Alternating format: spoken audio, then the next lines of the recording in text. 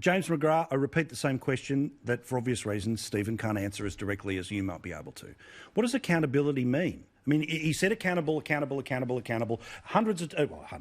of times, yet it's now proven that the whole system fell apart, and it fell apart because, if nothing else, everyone assumed somebody else was doing something, despite the fact that it was being announced publicly by the Jobs Minister, signed documents, all the rest of it, back in March.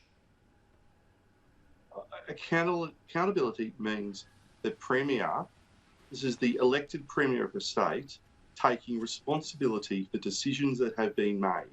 And he should resign, not just for the 700 deaths that have happened as a result of the decision-making, but he should resign because of his absence of knowledge of how these decisions have been made. Correct. Because he's either the Premier or he's not the Premier. He can't do this Inspector Clouseau flip-flopping, falling all over the place, not knowing what he's up to.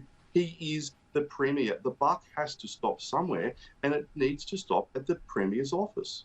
Can we show the image again of all of those different faces, right, who all at one point or another were either arguing don't know or are the people who, in that conversation with the Premier, Liz Storer, it is being referred to about collective decision-making. That collective decision-making meant that nobody either brought it up directly, but also it means none of these people turned around and double-checked anything. Instead, it was just announced by somebody else, fine, fair enough. But again, it comes back to Andrews, to me, because it comes up in National Cabinet, what's happening in New South Wales, WA, all the rest of it. You would at the very least know that you were the odd man out. Yet nobody asked, why are we the odd man out?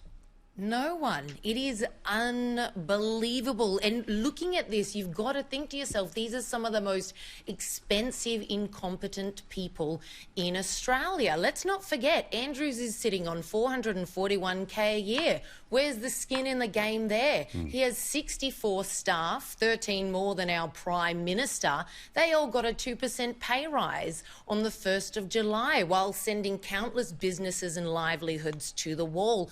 He keeps saying he's accountable, he keeps saying he's responsible, but note the difference, he's not to blame. So how can you be accountable, how can you be responsible, but nothing is your fault? And as Jeff Kennett wrote today, former Premier of Victoria, I thought it was brilliant. He's like, this is a man who controls his government with an iron fist. Yeah.